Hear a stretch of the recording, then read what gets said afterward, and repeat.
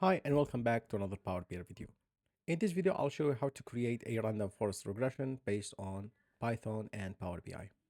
So we will take gas and oil production and we will try to predict the rate of the gas using oil. First, we'll start importing the important libraries. We will use random forest for this purpose. We will set the x and y. So the x, it's going to be the oil rate, and y, it's going to be the dependent variable, the gas. We'll create a model and then we will fit the model. The base for the model is going to be random forest trees. Once we fit the model, we can now start creating our predictions. Once we have those predictions, we can compare those predictions to the original historical values by using the matplotlib library.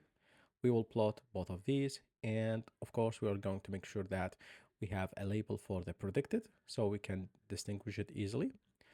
We'll make sure that we show the legend and make sure that you show the plot as well. Let's change the color. And there you go. Now you have a functioning machine learning algorithm in Power BI. Thank you so much.